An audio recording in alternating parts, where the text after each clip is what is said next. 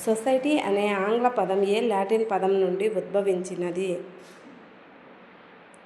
సోసియస్. Latin భాషలో సోసియస్ అనగా అర్థం ఏమిటి? సహచర్యం లేదా ఫ్రెండ్షిప్. సామాజిక సంబంధాల అల్లిక లేదా గూడునే సమాజం అని నిర్వచించినది ఎవరు? మకైవర్. మనుషుల మధ్య సంక్లిష్ట నిర్మాణంలో వివిధ రకాల ప్రక్రియలతో పరస్పర చర్యలతో ఏర్పడేదే సమాజం అని అన్నది ఎవరు? సిహెచ్ కూలే. సమాజం అనేది భావనలతో కూడిన ఒక సమిష్టి దృక్పథం అని, సమాజం వ్యవస్థాపూర్వకమైనది అని పేర్కొన్నది ఎవరు? గిడ్డింగ్స్. సమాజం అంటే కేవలం వ్యక్తులతో కూడిన సమూహం మాత్రమే కాదు, వారి మధ్య నిరంతరం నెలకొని ఉండే పరస్పర చర్యల సంక్లిష్ట రూపం అని నిర్వచించినది ఎవరు? లేపియర్. మానవ సమాజం ఎల్లప్పుడూ ఎలా ఉంటుంది? సజీవంగా ఉంటూ నిరంతరం మార్పులు మరియు పరిపక్వతకు గురి అవుతుంది. సమాజంలోని ఆచారాలు, కట్టుబాట్లు, విలువలు వంటి సాంస్కృతిక అంశాలు ఒక తరం నుండి మరొక తరానికి దేని ద్వారా అందుతాయి? సామాజికీకరణ ద్వారా. వ్యక్తులు పరస్పరం తమ పాత్రలను నిర్వహిస్తూ ఒకరిపై ఒకరు ఆధారపడి ప్రవర్తించడాన్ని సమాజం యొక్క ఏ ముఖ్య లక్షణంగా పిలుస్తారు? పరస్పర తోడ్పాటకత లేదా అవగాహనను గిడ్డింగ్స్ ఏమని పిలిచారు? చేతనత్వం. కూలే పరస్పర తోడ్పాటకతను ఏ భావనలతో వ్యక్తపరిచారు? మేము, మనం మరియు వి ఫీలింగ్. థామస్ అనునతడు పరస్పరం తోడ్పాటకతను ఏమని పేర్కొన్నాడు? Common personality.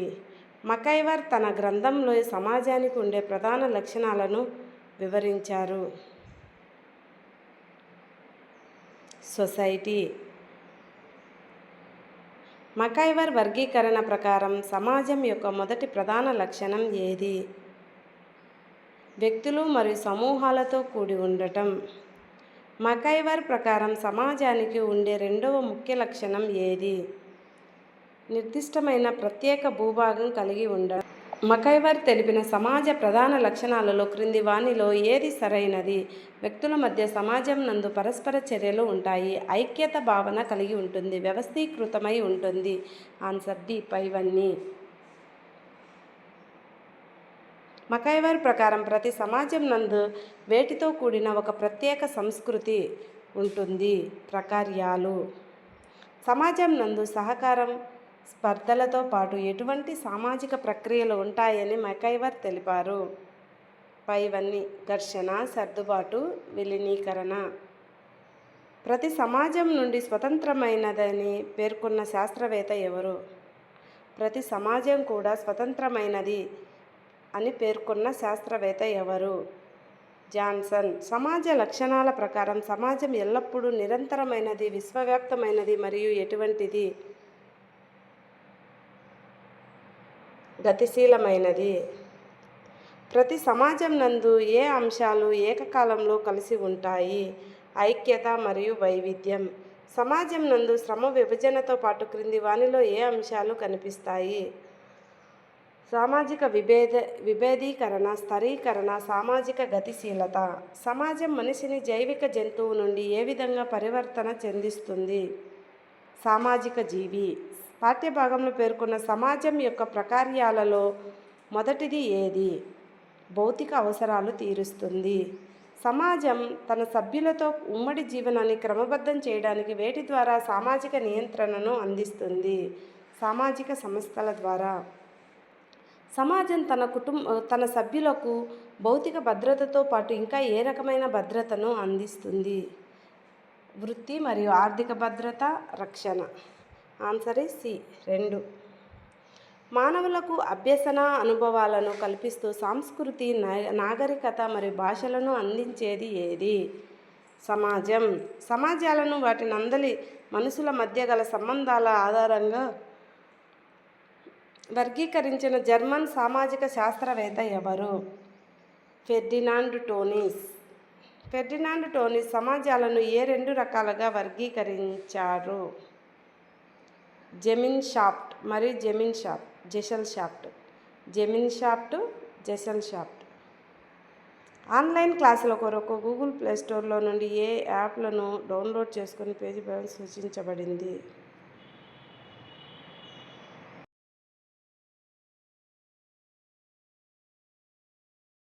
ఫెర్డినాండ్ టోనీస్ ప్రకారం వ్యక్తుల మధ్య సంబంధ బాంధవ్యాలు అధికంగా ఉండే జెమిన్షాఫ్ట్ అనగా అర్థం ఏమిటి? సముదాయం లేదా కమ్యూనిటీ. మనుషుల మధ్య సంబంధాలు దృఢంగా లేనటువంటి సమాజాన్ని జెసెల్షాఫ్ట్ అని పిలుస్తారు అనగా అర్థం ఏమిటి? సంఘం లేదా అసోసియేషన్. హెర్బర్ట్ స్పెన్సర్ ప్రకారం సమాజాలు ఎన్ని రకాలు? 3. కింది వానిలో హెర్బర్ట్ స్పెన్సర్ వర్గీకరించిన సమాజ రకం ఏది? మిలిటెంట్ సమాజాలు, పారిశ్రామిక సమాజాలు, ఆధునిక సమాజాలు. పైవన్నీ. రాబర్ట్ రెడ్ఫీల్డ్ గారి ప్రకారం సమాజాలు ప్రధానంగా ఎన్ని రకాలు? 2. రాబర్ట్ రెడ్ఫీల్డ్ వర్గీకరణ ప్రకారం ఫోక్ సొసైటీస్ అనగా జానపద సమాజాలు. ఆంథోనీ గిడ్డింగ్స్ అనునతడు సమాజాన్ని ఎన్ని విధాలుగా వర్గీకరించాడు? 7 టైప్స్. గిడ్డింగ్స్ వర్గీకరణలో మొదట దశకు చెందిన సమాజాలు ఏవి? వేట సమాజాలు మరియు ఆహార సేకరణ సమాజాలు. ఆంథోనీ గిడ్డింగ్స్ ప్రకారం సాంప్రదాయ లేదా పౌర సమాజాల తర్వాత ఏర్పడిన సమాజాలు ఏవి? ఆధునిక సమాజాలు. మోర్గాన్ అనే శాస్త్రవేత్త ప్రకారం సమాజం హింసాత్మకమైన సమాజం నుండి ఏ సమాజంగా పరిణామం చెందినది? పారిశ్రామిక సమాజం. మోర్గాన్ ప్రకారం అనాగరిక సమాజం అటుపై ఏ సమాజంగా పరిణామం చెందినది? నాగరిక సమాజాలు. కార్ల్ మార్క్స్ అభిప్రాయం ప్రకారం మొదటి సమాజం ఏ లక్షణంతో ఉండేది? ఆదిమ కమ్యూనిజం. కార్ల్ మార్క్స్ ప్రకారం ఏ సమాజంలో ఎవరికి సొంత ఆస్తి లేదు, అందరూ ఉమ్మడిగా వేటాడి ఆహారం పంచుకునేవారు?